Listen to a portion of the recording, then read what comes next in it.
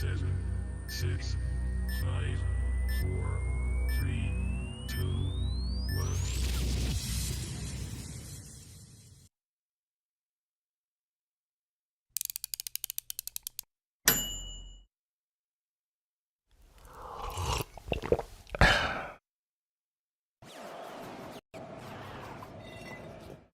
Coming soon.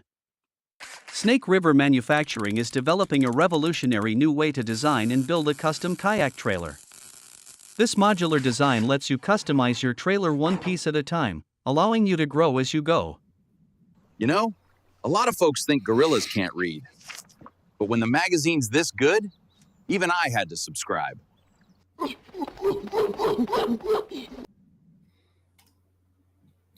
Hello, everyone. Thank you for joining me for episode 31 of the Kayak Cafe. This episode is brought to you by Snake River Manufacturing. If you get an opportunity, please go to snakerivermanufacturing.us and see all of the cool things that Steve is doing to revolutionize the way you get your kayak to the water. It's quite an amazing outfit. Also, this is brought to you by kayakcoffee.com. Use code CAFE20 for 20% off your order. Great coffee. It's going to get me through this episode. Not that I need it, because I have a great guest. This person has done a great service for me. He's been a great sounding board to chat with, a great friend, and a huge contributor to the magazine, the USA Kayak Fishing Magazine. Without further ado, I'm going to bring on Daniel. Hello, Daniel. How are you? Good, Roy. How are you? I'm doing great. Yeah, I appreciate, like I was saying in the intro, I appreciate everything you've done, and it's an honor to have you on to chat with you, just to go over some ins and outs. Like the thing says, keeping it real. We're going to go over a little bit of everything. What got you where you are, what you like doing, what you plan to do, maybe some of the things we've done together, and just see where it takes us. So for those that don't know who you are, can you give a brief rundown of who Daniel is? Well, first of all, I'm from Savannah, Georgia, down here in the southeast part of Georgia. I've been in law enforcement 28 years, going on 29. Hopefully to retire here shortly. Mm-hmm.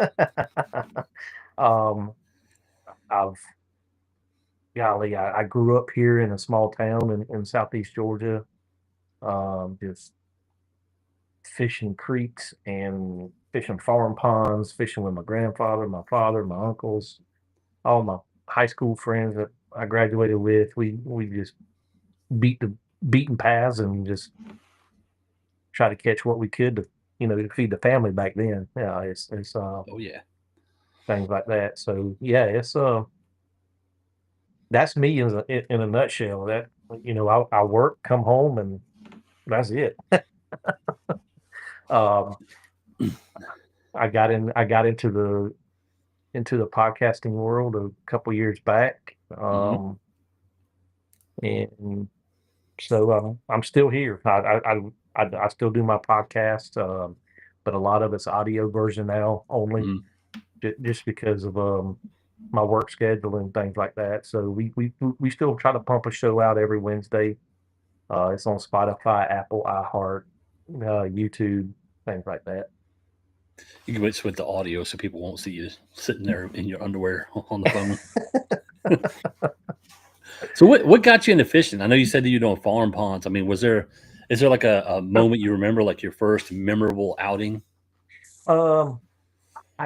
Golly, Roy, I've got so many outings, because I kind of, during the summertime, I would spend a lot of time with my grandfather, and he was a big, he raised worms to sell them and things like that. But we fish pretty much every afternoon, or depending on when he said the fish were biting, that's when we went. So, and growing up, my dad would take me fishing, and we'd go. A lot of people. I don't think a lot of people know where this place is at, but it's down in Volusia County, Florida. It's called Volusia Fish Camp back in the day. Hmm. and we would take a trip every February down there. I would actually skip school for a week as a young kid and we'd go down there and crappie fish because of the spawn of the crappie. Um, a lot of the flucia, I think the St. Johns River or something flew off the St. Johns River. I Hmm. know Lake George was down there, so we'd stay in they had little cabins there at the fish camp. You dock your boat, and I can remember one time fishing. I saw a guy fishing off of where we cleaned all the fish at. He was saving the fish eggs. I was like, oh man, he's gonna eat them because my grandfather would eat them Oh with yeah. grits and everything for breakfast. But he said, no, I'm gonna fish with them. I said, where are you gonna fish with? He said, right over the sink here. So he'd take out a cane pole, put a little fish egg, and I'm talking about big brim. I'm talking about Wow. probably a pound and a half brim. He'd sit there, just throw them right in the sink as he caught them. So I told my dad about that. I was like, hey, next time we clean fish, let's keep some fish eggs. He said, what you want to do? Eat them? I was like, no, we're gonna fish with them. So we went out there the next night and fished with some fish eggs. And my dad was like, where'd you learn this from? I was like, there was some guy down here doing it. So That's awesome. Yeah, those yeah. core memories, man. They're quite amazing to hear how people got started and stuff like that. And yeah, Yeah. taking the week off to go for a cabin trip. It sounds. I've missed my fair share of days for hunting. That was I won't say any of my days off. My dad just chimed in, so he'll let you know. None of my days off were acceptable, but most of them were during hunting season. Right. Yeah. Yeah. And it, uh, I did a lot of hunting as a kid too, um, but I did more fishing because it was more, I could ride my bike from my house to a local creek Right. and, and back then, you could tromp across people's fields and go to the creek and they wouldn't say anything about it. As But long as you now, wave at them. yeah, or hey, bring me some fish back or Hmm. things like that. So, but yeah, it's Have you always been freshwater? Have you? yeah. I've always been a freshwater fisherman. I live near salt here in Savannah, but Mhm. um, I've tried my hand at it, and I was like, nope, nope. I just don't want to read tides, and I don't want to read water clarity. Mhm. Saltwater clarity is a little different from freshwater clarity a lot, in my opinion. And I drive across a bridge out there in saltwater. I'm like, man, that stuff's muddy. But the next guy will tell me, hey, you ready to go? You want to go catch some trout? The water's clear today. Yeah. I'm like, how can you tell that's clear? So let me ask you this, because I've asked this for a couple people, and Mhm. I fall into this category. When you were younger, did you ever have a go-to bait that was like your confidence bait, and do you still throw it today? Man, I was fishing a weightless trick worm before weightless trick worms were even in existence. Now, were you And fishing it weightless because you didn't have a weight, or that was no, your no, your no, rig? that was our rig. Yeah, because that can be pretty much. I grew up on the Ogeechee River, Hmm. fishing.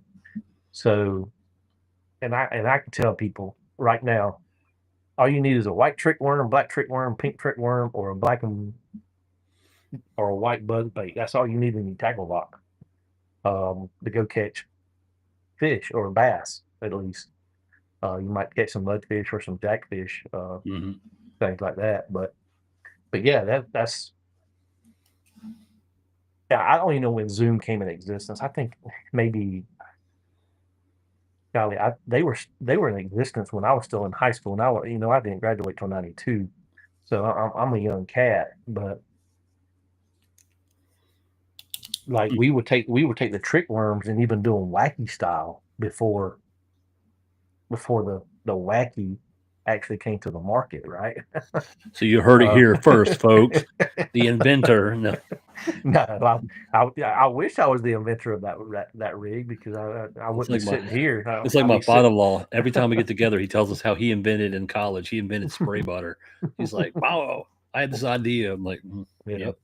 but going back to another thing, and probably the oldest rig out there as far as fishing plastics is the Texas rig. Hmm. Everybody I think everybody starts with that. And, I wasn't a big, I tell people, I didn't throw a lot of crankbaits. I didn't throw a lot of spinner baits. Mhm. I didn't, of course, the chatterbaits or braided jigs and all that wasn't even invented then. Right.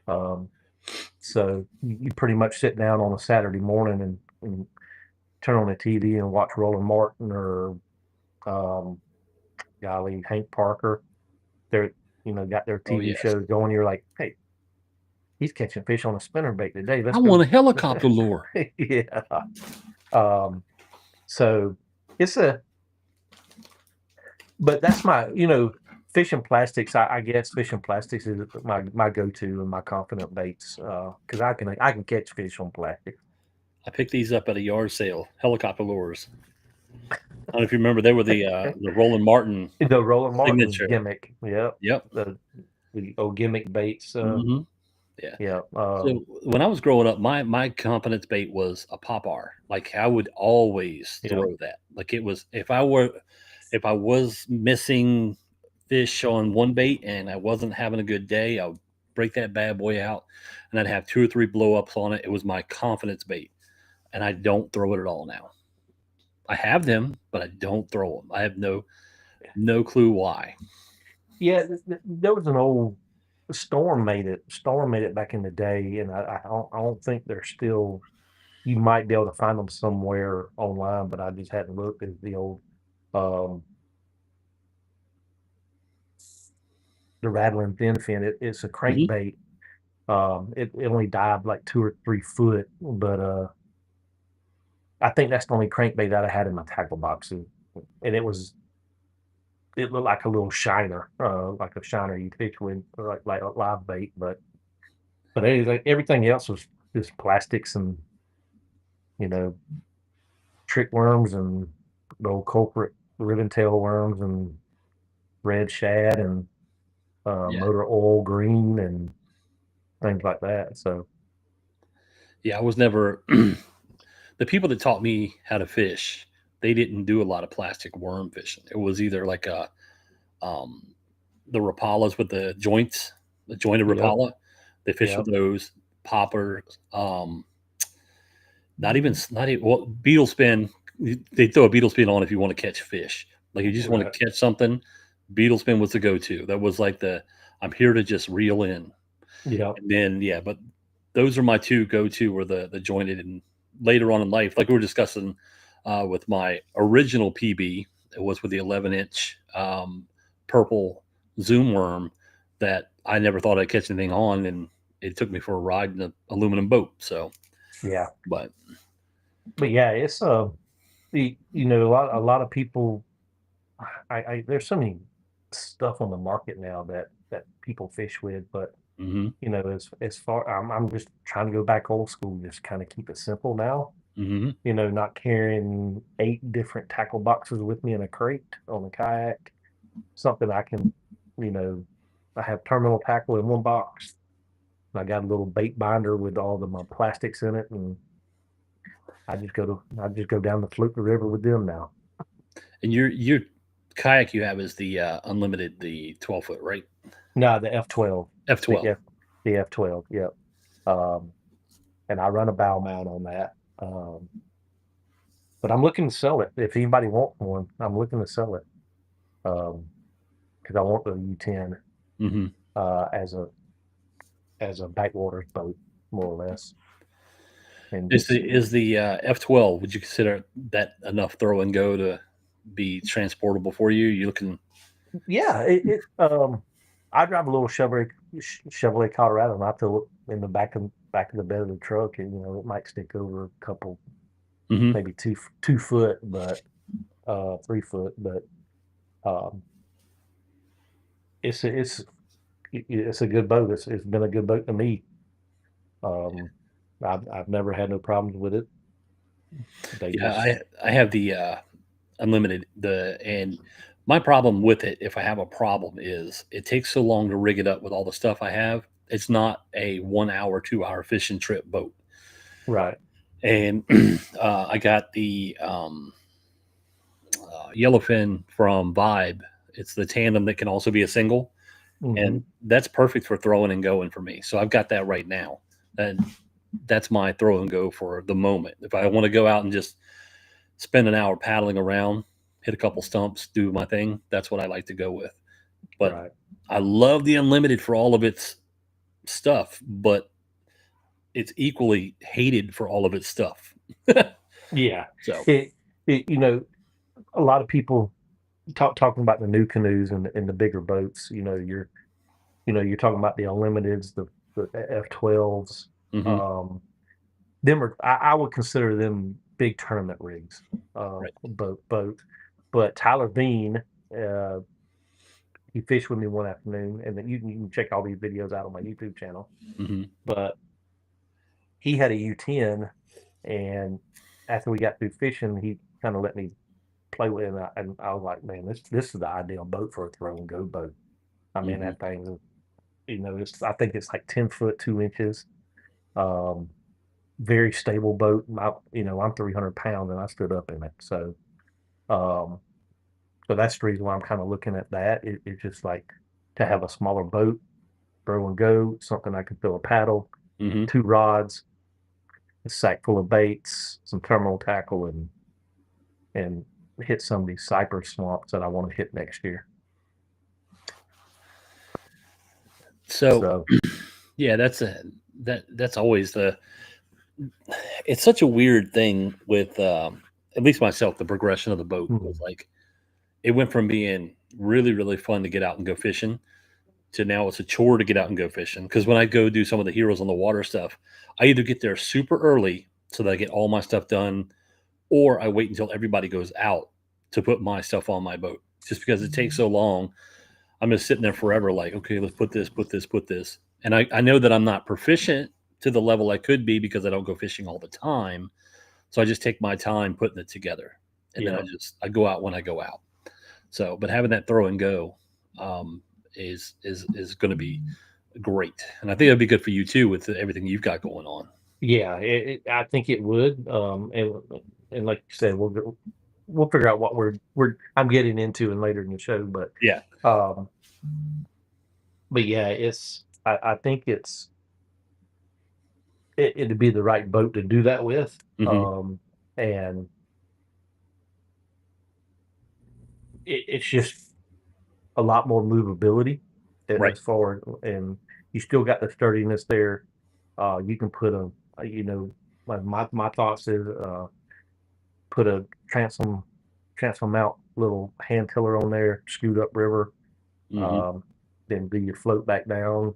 Um, and if you don't want the motor that day, you can if you want to if I want to hit a small creek, drive that down these backcountry roads. Oh, there's a creek. Let me dump it into there, drag it down the hill, put it in there with a paddle, and go about the business.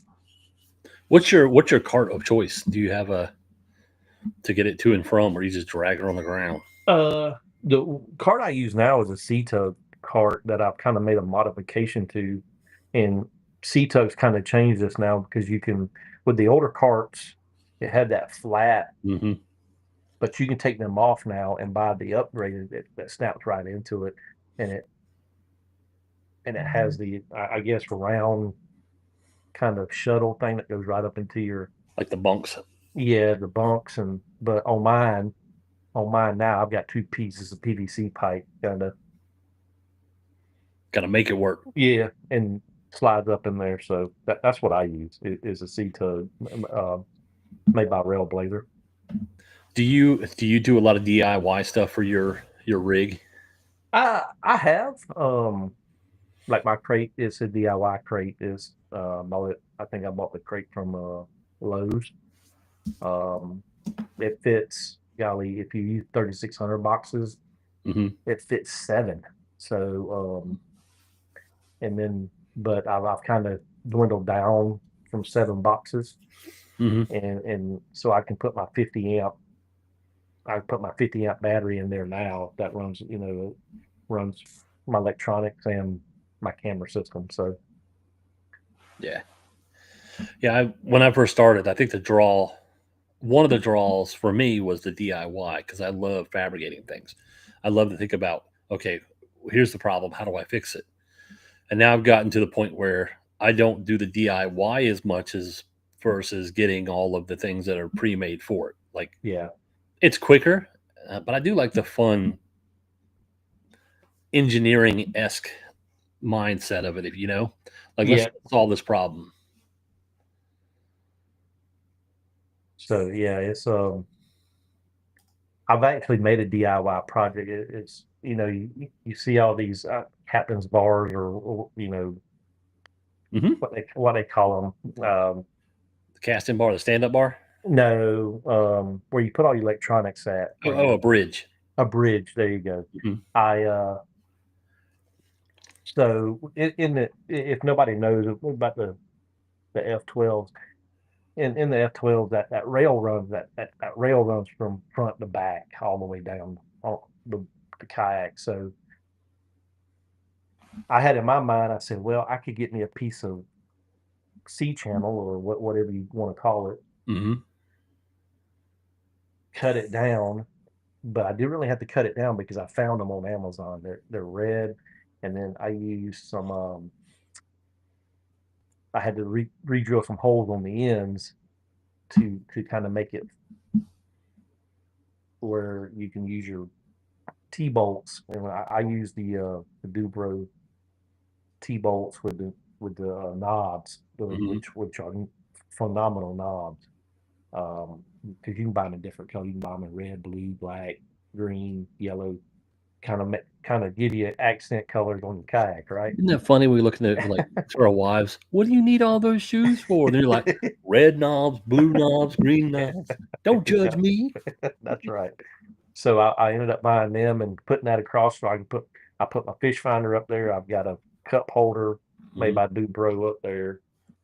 Um, and then I've got the camera mount in the center so I can actually, I tested it out a while back doing a live from the kayak. Mhm. I found out that having your iPhone plugged into a battery source during 100-degree weather in South Georgia don't work. A little It warm. overheats. Yeah, it overheats the phone. You telling me you turn So your phone into a GoPro? yes, I did. So I could shoot a live show. Uh, so that's what the camera mount I have there is for my lives. So Mhm. and I plan on revisiting that too is do more live on the water, kind of let people see, just me fishing, Yeah. rather than a video. It's actually alive and talking and things like that. So Yeah. I wish there was a way that you could do it live with the 360 camera because then you could see everything. So if people are right, tired of looking at me, they could just look out the other Well, way. yeah, and some other when I was associated with the Paddle and Fin Network, John Rath and all them guys over there, they treated me well. Mhm. Good guys. If y'all don't know, I've left the network, um, but that's my decision because I had some things going on. So, but and we had talked about doing like a live tournament type Mhm. series among the guys that were on the Paddle and Fin Network. So you would three like we would put everybody in a bracket, and Mhm. then you'd fish. You'd set, okay, 4 hour or 2 hours. Go out on your local body of water or whoever, and do a live show. So you're kind of competing. So you're kind of seeing like what the Bassmasters do, right, with the camera boats Yes. and MLF. So it's just kind of something. And I don't know if somebody will probably do this now since I'm talking about it, but uh, is like like have somebody in a studio setting, and then you have two guys fishing. And you can kind of the guys out fishing can talk to the studio guy. The studio guy can kind of give the updates and the The play by score. And play. Mhm. yeah, so Yeah, but I think a couple of people tried that. It's just so cost prohibitive to get it right, done right. Yeah. yeah, yeah, especially with cell service and things like that. I mean, Right.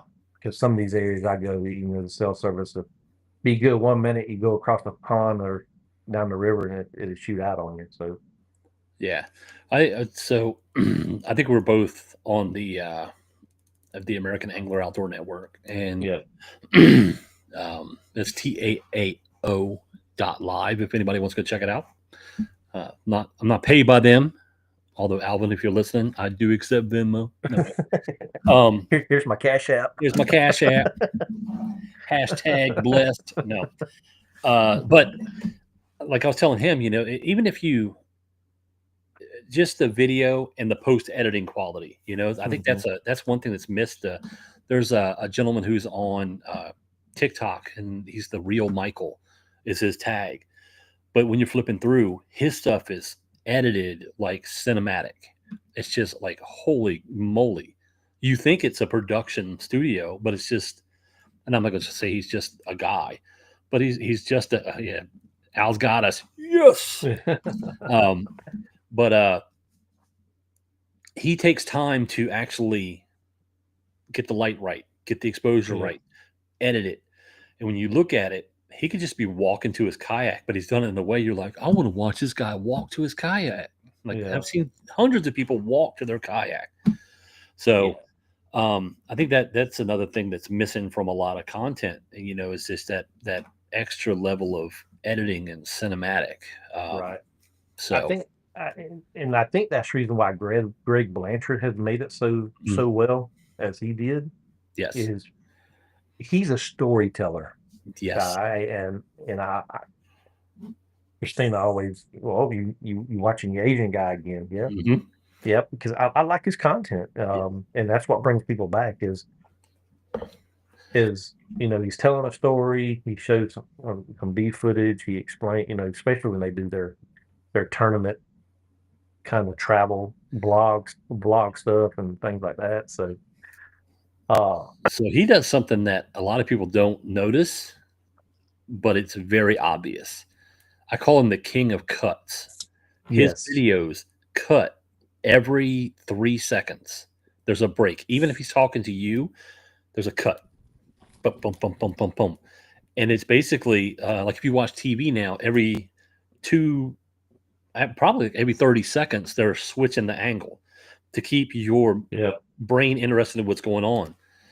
And I've watched this stuff start to finish more than any other person in the world because there's not what I consider a dull moment in his videos. Right. Even when he's casting and not catching, it's still choo, choo, choo, choo, choo. Yeah. Oh, I'm going to watch. This is the one. Nope, this is the one. Yeah, and I think a while back I had Wendell Fishing on the podcast and Hank from the Bass Geek, and talking off camera with them, both of them said that if you can, in the YouTube world, if you're talking about a subject and you have fishing footage that you can kind of still have the audio going but overlap that. Mm-hmm. The voiceover. The voiceover kind of stuff, because people's attention, like you just said, is 3 to 5 seconds. Right. So if you cut it at 3 seconds, 4 seconds, 5 seconds, you're not losing that. They're not clicking off and going to somebody else's video. So right, you keep that ADHD kicking in. Yeah. Get that laser pointer out. Yeah, that's right. Yeah. But what camera do you use? I use a GoPro 7. Mm-hmm. It's just something I've had for a couple of years. I've never had really any problems with it. I know a lot of people say, "Well, I hate GoPros." Well, GoPro is one of the longest running companies there is, and there's a lot of big sport people that use GoPros. Production companies too. Yes, they're even shooting 4K cinematic films on them now, just like cell phones. So that's what I use, and then I use of course I have a 15 Pro iPhone, so I use that as well. So with cell phones, and you don't have to have the big Canons, the big Sonys anymore. Right. So You can put SD. You can buy SD cards and everything for your cell phones now. That you can film ProRes. If a lot of people don't know it, you can ProRes is a high resolution type. This is my cell phone rig, Yeah, but that's my memory card on top. yeah, Power bank goes on bottom. Yeah, and I yeah. use that for doing all my stuff. So yeah, it's easier to film now than it was years ago. Oh yeah, yeah. It's kind of funny because Al and I talk sometime, and even what's his name, Steve Owens was just on. He was like, "I've got all these people, and I'm just not getting content." And it doesn't make. I'm just not getting content from people to put on social media. Right. But we all have, the majority of us have in our pocket a device that's better than the first cameras that shot the movies we watched when we were kids. Like, Yeah. if they had that, man, imagine what they could have done. Oh yeah. So Yeah. It's talking about the film industry a little bit. It is. I know that I'm sitting here got the Bassmasters panel going mhm, in the background here, but looking at these guys, they've got these big cameras, these big production I call them news cameras. mhm. Um, but I don't know why they're even still doing that. Because I they've mean, had them. It's like, why do you still drive a dump truck when you're just taking your kids to school? yeah, Because I paid for a dump truck, and I'm going to take my kids to school in a dump truck. right, So yeah, yeah, a lot of the let's see, Mid Tennessee Angling said they switched to the Insta 360 Ace Pro. Yeah, I do love the Insta 360. I have the X5, and I absolutely love that thing. I can right. record all day long. I hook it up to an external battery. I Let me can ask you. Let me ask you about them, Roy. Do they come? Are they available that you can use an external mic with them? Yes, and I That you have the can kind Insta of Bluetooth. 360 magnetic mic, which should be I think DJI, is it DJI or DG? yeah, DJI. Hmm. Yeah, DJI. I think they and I think they have them too. Um, so, but yeah, that's the only problem with my GoPro is I don't have an external audio. So, the camera kind of sits right here close by, but I can still get good voice audio to it. These are the microphones right there, Okay. and they're magnetic base and backed, and they will link to it. And if I need to, you could use these with your GoPro. The Rode Wireless Goes. Yeah. You get the Media Mod kit, and you can hook them up to it, and they're good to go. I have so many things for video, so many, like it's crazy. When I wanted to start to do the podcast, I was like, "Where am I going to find lights?" I'm like, "Wait a minute, I have lights, camera, Right. I have a spare camera." So yeah, Yeah. but, but yeah, I do love the 360. And my problem with my GoPros, and it could just be me, but I was running waterproof cages on them with no battery, external power source, looping, so I shouldn't run a memory card, Right. and they would overheat daily. And it seemed to me like there was a gremlin in there who waited till I caught a fish or was about to catch a fish. That's right. It's like, "Dee-dee-dee-dee, what?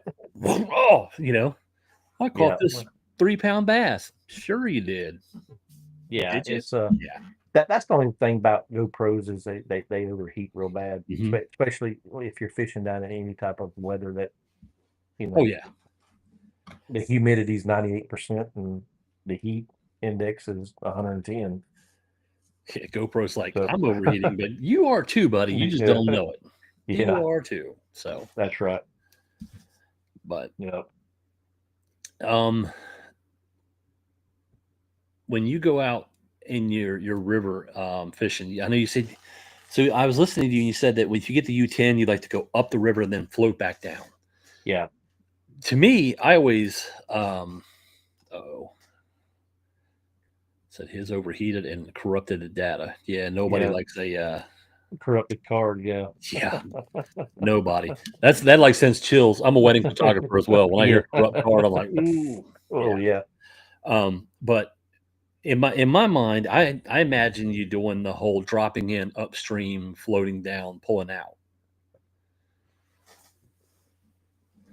Well, you can do that, but the boat ramps here are like if I put in, say, on the Geechee River right here by my house. Hmm. So I have Morgan's Bridge, which is about a 10-minute, not even a 10-minute, 5-minute ride to the boat ramp. If I put in there and float downriver, Hmm. well, first there's no other public landing downriver until you get to Kings Ferry, which is at the county line of Chatham and Bryan County. So that float would take you about a day and a half to do. Wow. Yeah, because the river just bends so much and stuff is just falling over the river. You have to get out and drag, and um, so you probably wouldn't get much fishing done. Hmm. Um, but if you went back up river and put up in at Dashers, which is on Highway 80, and float down to Morgan's Bridge, which is at 204, that's about a 6 to 7 hour float. That's fishing. Okay. So that's a whole day too. Um, so what I really like to do is I like to go upriver because there's so many cuts off these rivers.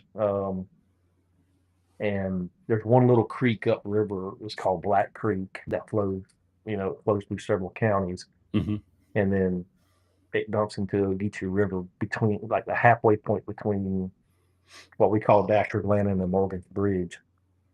But you can get up in that little creek and wear them out. Hmm. Uh, so it's about, I always like to go upriver because if especially with motor problems, if Oh you're yeah. upriver, you can always make it back to the landing. Going for a bike ride, go uphill Yeah, first. yeah, and so and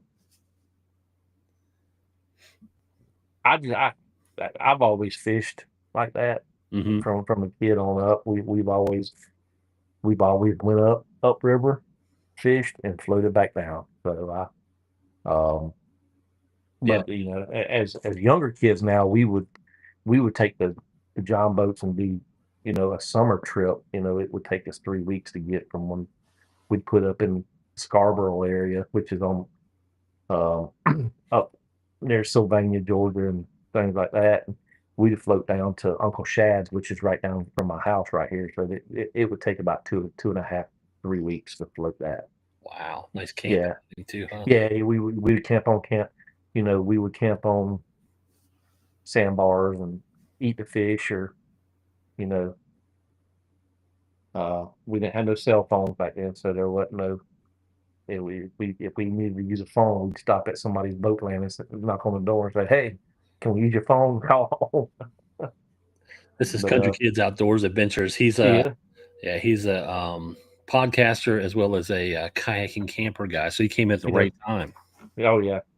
So I think I've been talking to him about doing a live with him. Don't do it. Uh, No, I'm sorry. uh, but yeah, it's that's the way I see it. I always go upriver. Mm. Same Yeah, in thing. my mind, I'm thinking of like when we went down the James River. It was not super wide, and I would dare say a lot of the good fishing spots you'd have to go through to get upriver. Then I didn't know if you like necessarily mess up the fishing and then on your way back through. No, I don't think so.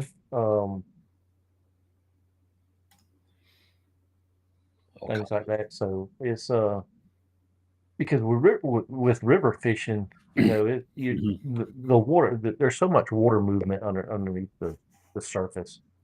So I don't think you spook fish as Right. bad in a river Mhm. than you do fishing like in a lake Right. or a pond, more or less. Full So transparency, I've never fished on a river, so I'm speaking from a complete point of tomfoolery here. Like, wow, whoa, So, um, yeah, but I've seen a lot of people fishing the rivers and catching smallmouth and um, the shoal bass, like you those things. They just look so amazing to do. And but my fear is that if I get floating down that river, I'm not what they would call uh, very balanced. Right. And if I hit the wrong rock, I've hit a couple stumps that made me think I was a rodeo clown. So I can't imagine a Yeah. rock being going sideways. So Yeah. Um, that's one of my dream floats is either the Chattahoochee, the Flint. mhm. Catch some shoal. I've never caught a shoal bass, even though I've lived in Georgia all my life and have never caught a shoal bass. So, uh, and I think it's time for me to make that venture across the state and find me a find me some guys that know how to fish it Mhm. and know the rivers and over there um So and do you have any plans to do that? um maybe next year Mhm. with the with the stuff coming to an end this year and things like that, and the holidays are fixing to roll around here in a couple months. These months fly by like we change underwear every day, right? Yes. Um, so, So but Southwest Indiana Outdoors, they're part of the team I was telling you about that was in the video with the boat yeah, sideways. yeah. Yeah. So, but yeah, probably next year I'm gonna look at maybe depending on how the water is. You got to check the water levels in these rivers because they just Is it this low this rate or time of something like that? yeah, they're dumped off the flow rate and stuff like Mhm. that, and uh, I think, golly, I'm not going to shoot this right off the top of my head, but what I will is I know the Flint's dammed, the Chattahoochee's damned. Um, I'm not sure about the Ottamaha or the Savannah. The Savannah River's dammed several times, but the Ogeechee River has never been dammed in Mhm. existence. Whenever it was first discovered, it's never been a dammed river. So it's one of the only free flowing rivers in the state of Georgia. Nice. So, um, but yeah, it's just catching the water levels right in these rivers and just um, getting it in the right time of year and things like that. Heck yeah.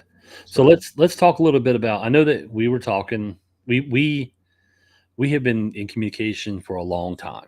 yeah, You've written articles for the magazine. We chat from time to time. We vent to each other when we can.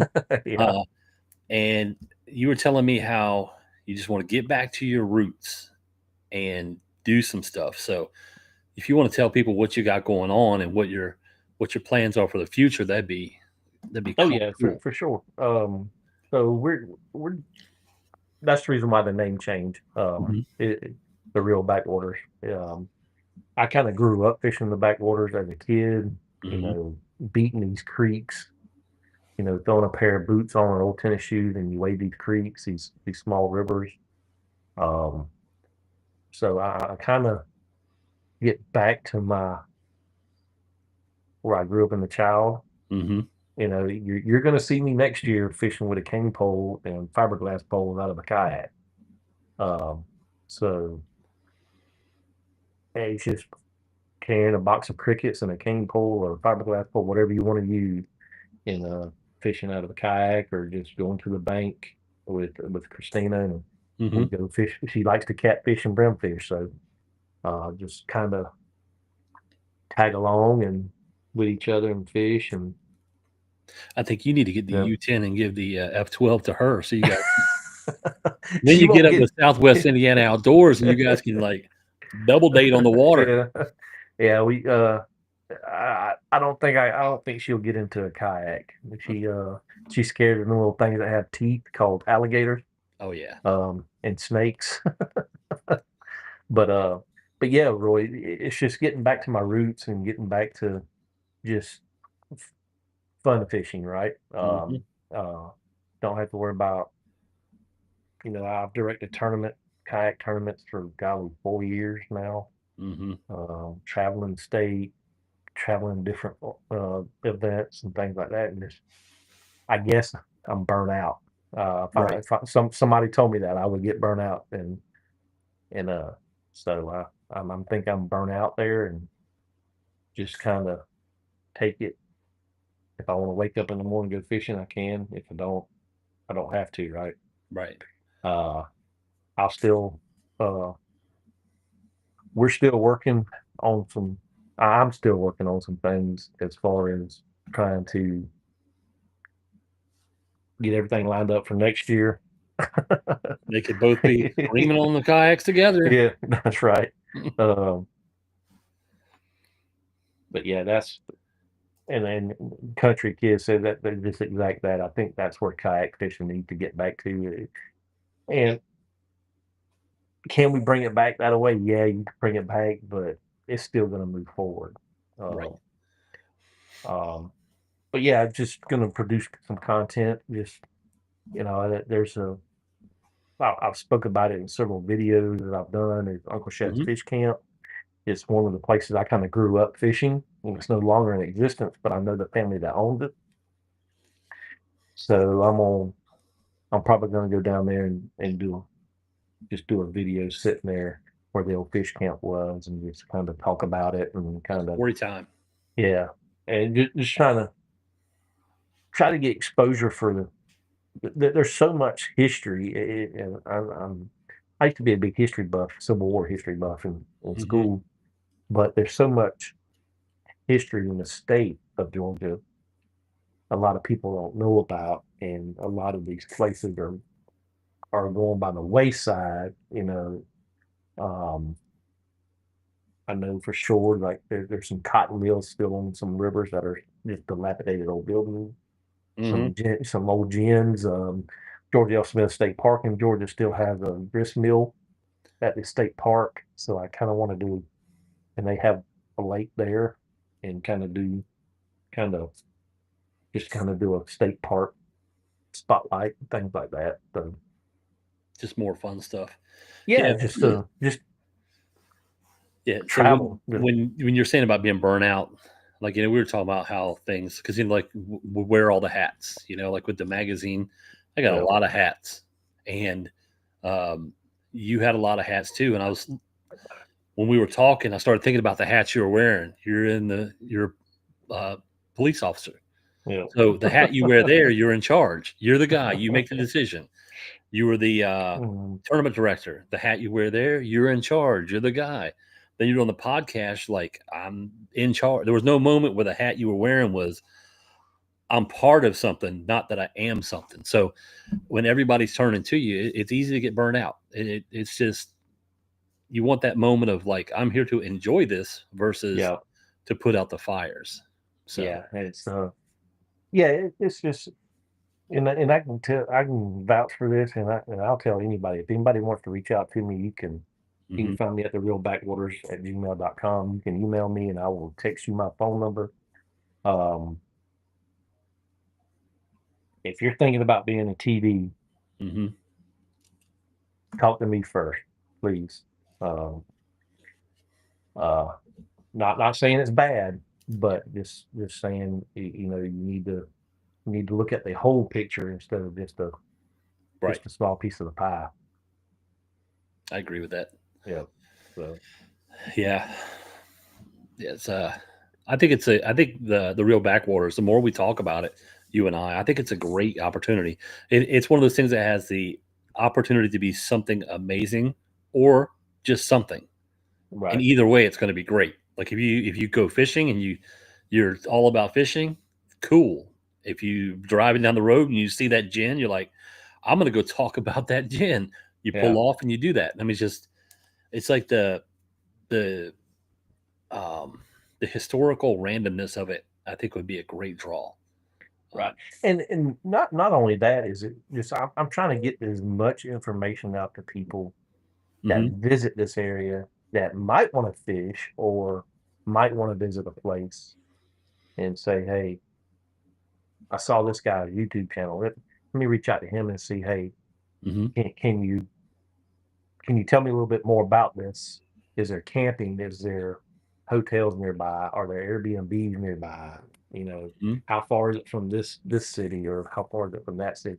Just kind of be an informational, more type Yeah. person, but also include my fishing with it, Yes. because because there's some fish down here that people,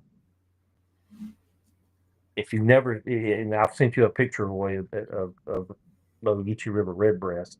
Hmm. If you've never seen one of them bright colored fish like that, uh, or catch one, they're amazing to catch. They're a fun fish. They're a brim, whatever you want to call it. Um, He wants to know if you're in the so Savannah area. yeah, I'm. Hey man, I live 10 minutes from downtown, or 20 minutes from downtown. Uh, so yeah, I'm from the Savannah area.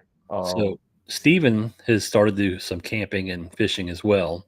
Yeah. I will tell you though, if you go camping with him, he may not share his cornbread. She'll show it to you on the internet, Yeah. but won't offer it to you. Uh, well, I won't share my I'm not upset over it. yeah, I won't share my deer back strap with cream cheese and Ooh, jalapenos stuff in it. man. I, I Um, I was my son was a Eagle Scout, and we did all the camping. And when we first went, they were doing hot dogs in the woods, and then I started bringing an Orion cooker and making bacon wrapped pork loin in the woods, and yeah, fondant potatoes in a Dutch oven. Yeah, that's the one thing I miss. I miss cooking in the woods. yeah. It's just something. Even if you mess it up, it's still amazing. Ain't that like good um something cooked over Mhm. open fire? Yep. Um, First and time we you do a were, cowboy steak in front of those kids, you take a steak and just throw it on the coals. They're like, "What are you doing?" yeah, Man. or take that baked potato and just throw it in the coals wrapped up Mhm. in a tinfoil. And but yeah, that's where we're going with the real backwaters, Roy. Is we're we're kind of meshing everything together, instead of, you got one thing here, one thing here, one thing here, one thing here, Right. things like that. So yeah. Yeah. Steven's all uh, over the place. Yep. uh yeah, man, just call me when you're down here, we'll hook up, but yeah, that's and in next year, and I didn't even tell you this, right? I've got a friend, Cleveland Walker. He Mhm. does some bank fishing for trout and redfish, saltwater fishing. So I'm gonna team up with him next year and learn how to. I'm gonna catch me a trout. I'm gonna catch me a redfish and a flounder. Heck yeah. So we're we're, I we're will say one of the most beautiful fish I've ever seen in my life was a full grown red drum at night. We were fishing and it was off the back of a boat and they hit it with a spotlight. It sparkled like a goldfish. It was the most beautiful thing I've ever seen in my life. yeah, Oh, it's amazing. yeah. Them spots on them fish are just amazing. Especially if you get one maybe in the, Hmm. I would say, a juvenile range. Oh yeah, or the And blue hue to yeah, the tail. yeah, that blue, yeah, that's an amazing color for a fish to come out Yeah, like that. there's so many things out there that people just don't know about or take for granted. You know, Yeah, like I grew up on the Eastern Shore, and there's so many opportunities to do so many things there that I was just like, okay, well, there's fishing literally on both sides of me. There are the Chesapeake Bay. There's the ocean over here. There's all these ponds, farm ponds. I was yeah, spoiled farm pond fishing because I thought that every cast deserved a fish. that's right. And then I went to a lake, and I'm like, Yeah. there's no fish in this lake. Well, the river fishing can break your heart too sometimes. But you know, it's fishing and not called catching, right? Right. So we'll just leave it at that. Now, let me ask you this. Let me ask this about the river. Okay. So, when I used to have a motorcycle and rode my motorcycle, I liken um, kayak fishing to motorcycle riding in the fact that it's clarity, it's a reset. I love it. But on a river, I can imagine it's like being on that motorcycle going down the interstate with a bunch of traffic, because I would always be like looking, and I can't even explain it, but you had to like read what everybody else was going to do before they did it. Yeah. Um, yeah, because of course, rivers got a lot of bends in it, a lot of, Hmm. you know, twists and turns. But I always use my ears, especially when fishing the rivers, because Hmm. you can hear that motor coming because they're running that motor wide open. Hmm. Uh, so what I usually what I kind of do, which I kind of stay close to the bank sides that I can. Right. I try not to get out in the middle of the run of the river because these, and I call them rednecks. I'm one of them. Will run them little 20, 50, 60 horse John boats right down in the center of the river. And they'll come around them curves like any in a 500. So, It's a new fear unlock, because I was yeah. talking about like rocks and stuff like that, like learning where things are in the movement of the river. I wasn't even Yeah. thinking about some dude in a jet boat coming around the corner, Yeah. mullet Um, in the wind. that's not e- that, and that's not even that Hmm. is, all the submerged timber, that Mm. things get washed down the river. We don't have a whole lot of rocks down here where I have to worry about rock. Because I'm south of the gnat line. Hmm. Uh, so, or what we call the fall line. Um, so we don't have a whole lot of, you know, rocks to worry about in rivers, or, you have to worry about the oak tree that fell down 3 years ago that's still submerged in the river, and you don't know about it. So that's what you kind of have to worry about. But Okay. but you can kind of, when you're fishing rivers, you can kind of learn the way the current. If you look at the current, the way it moves around a bend or through Hmm. a slough or something, you can kind of say, okay, there's submerged timber there. I need to keep to the right or keep to the left, and things like that. So Now, do you use it's drag chain to slow you down, or you just? I've never used a drag chain. Um, I've always just, if it's too fast to fish there, I'm moving on. Oh.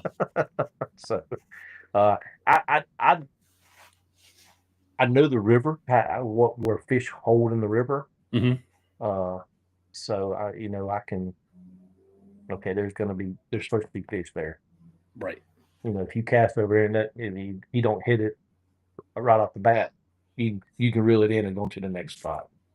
Gotcha. Uh, Just through so repetition, you know where the goods and the bads are. yeah, you kind of what we call an eddy, or a back swirl on like a cypress tree or something. Hmm. When that river's going, like if you have a cypress tree right here and the river's running on this side and it makes a swirl to that backside of that fish is supposed to be on that backside of that cypress tree, Hmm. because he's catching all the bait and all the food that comes out of that swirl.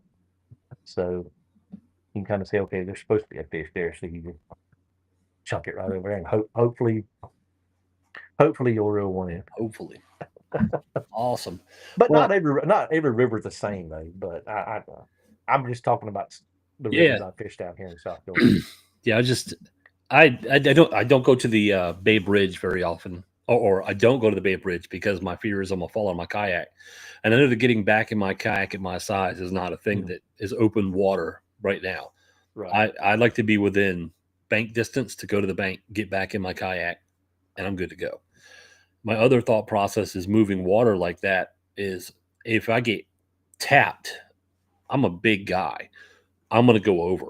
Like the Right. minute it gives me any unstable moment, I'm gonna like kabloof, I'm down. Yeah, and that's the reason why I try to keep, on the front of the new canoe boats. It's kind of almost made like a canoe. Hmm.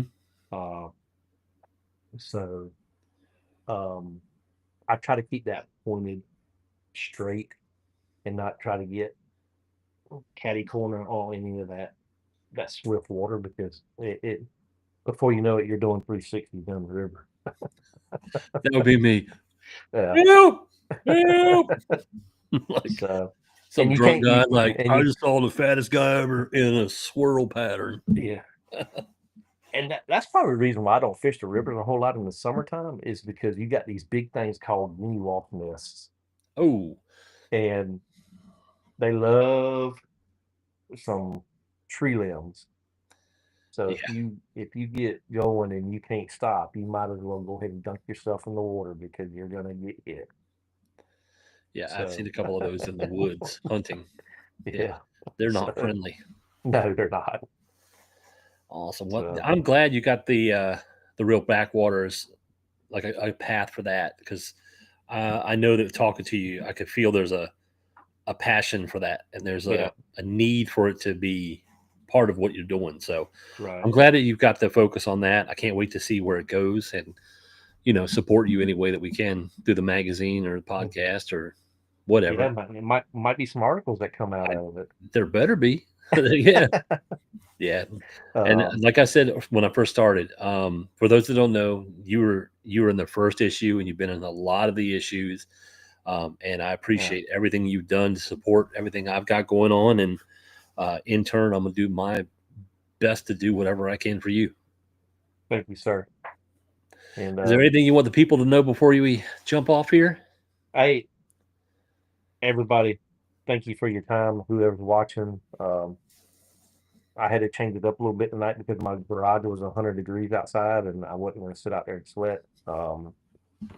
And my beautiful, smart wife said, "Why don't you just do your podcast on your phone in the living room?" So that's where I'm at tonight. But uh, Yeah, Christina, so she's the puppet master. She's got all the moves. She knows. yeah, so She's like, don't suffer. um, but We not pay for just air conditioning. yeah, but just if you're not subscribed to my YouTube channel, subscribe. I hate to say that because that's one of the things that these YouTube people tell you not to do. Hmm. Don't ask for subscribers, but if you want to subscribe, you're welcome to subscribe. If you My podcast releases every Wednesday now, audio version. Um, so you can listen to it on the way to work, on the way from work, on the way to the fishing hole, away from the fishing hole, while you're fishing. So And it's the real backwaters, right? yep, that is correct. The real backwaters. Everything has changed to the real backwaters. Um, so um, no more REL, no right? no more websites, no more and you will not find me on social media. Let me go ahead and tell you folks, I have really kind of like being away from the Facebook, Instagram, Twitter stuff, or X, whatever you want to call it. So you will not find me on social media. If you need me, you can reach me over on the YouTube. That's the only, I guess you would call that social media. Or email. But or email at therealbackwaters@gmail.com. Yeah, Awesome. Like I say, I appreciate you coming on, taking the time to sit down, go over some of the things that you've done, plan yeah, to do. So I think it's always good to get some stories in there, because I feel like that's a piece of life that's missing for a lot of people, is they just don't tell the stories about stuff that's happened before. well, to close out my part of the show right here, Roy, is telling people where you come from Hmm. and where you want to be at in life is, I think you'll get a lot more out of yourself and out of the person that you might you might influence somebody, or they might contact you and say, "Hey, I was going through the same thing," Hmm. or I just want to be the person you are. Don't be the person I am. Be the person you want to be. Hmm. Uh, but it's just to the digital world today is got everybody. I wouldn't say a tizzy, but it's just got a hold of everybody that everybody wants to do the same thing, right? Right. Uh, but do and I should have listened to Christina with this years ago. I think my channel's been my YouTube channel's been going for 5 years, 7 years, somewhere around there. Mhm. Um, and when she first told me, she said, "Be yourself. Don't try to be somebody that you see on YouTube, or don't try to be anybody that you're not." Right. And I would preach that to people now. I should have listened. Hmm. So, Right. but that's where I'm going with my stuff is I'm going back to where I grew up at and kind of where I'm at now. Because it's really interesting to a lot of people because they don't have the ability to experience what you experience. You know, Right. I mean, there are other people in the rest of the world that don't have access to the things we have access to, and they are intrigued by some of the mundane things. Like if you walk in and you get something and you're like, "Oh, look at this disposable cup." You know, not that. I'm Yeah. just saying. Yeah. To somebody, that's going to be an interesting thing. You know, you just don't Right. know what. As someone who has the most views on a fat guy getting in a kayak versus anything I've ever planned, you never know what's going to take off. So, You don't, and it's just I kind of want to say this. I read a lot of articles at work about morale for mhm, people, about getting people to buy in, what I call a buy-in, um, and how to keep your morale up and and it talks about mental health in there and emotions and things like that. But people don't understand the mental health yeah, is probably the biggest thing in the world right now to a person. If you keep your mental health right, everything in life will go the way you want it to go. So, yeah. uh, And sometimes it's hard for people to do that, yeah, and sometimes it's impossible to do alone. So there are options out there for that. that's right. Call a buddy up. Call whoever you need to talk to. Just make sure you call somebody. Hmm. And And maybe they'll give you cornbread. yeah, I'm sorry. bring me. I want some cornbread, please. But yeah, yeah. So, Yeah, but yeah, it's that's where everything's taking me, Roy. So that's where we're pushing forward. We're living life. We're thriving. We're chugging right along. heck yeah. Be yourself and don't worry what others are doing. That's That's true. true. Yeah, That's and true. Because you never yeah. know. You might one day post a video about this cool frog shirt you made, and boom, you're Yeah, viral. Yeah. that's right. Yep. So, So, awesome. but Well, but I appreciate everything, like I said, and thank you, I'm sir. glad you're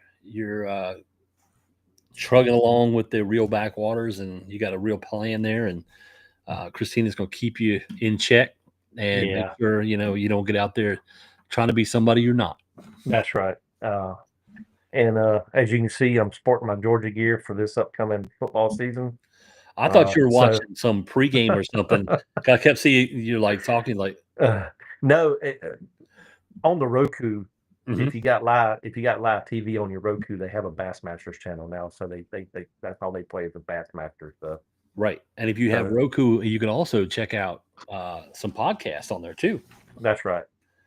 Yeah. Awesome. So, but thank you, Roy, for your time, and thank Thank you for you. everybody who joined tonight to watch my ugly face talk and things like that. So, Awesome. Well, I'm going to throw you in the background, say goodbye to everybody, and then I'll come back to you. okay, sir. All right. All right, everyone. That was episode 31 with Daniel Woodcock. Like I said at the beginning and throughout, great individual, has helped me a lot with the magazine, been a great contributor, great friend. Go check him out at the Reel Backwaters. He's got some great things planned for the upcoming year. Great podcast to listen to if you're just sitting around, want something to do, or in transit.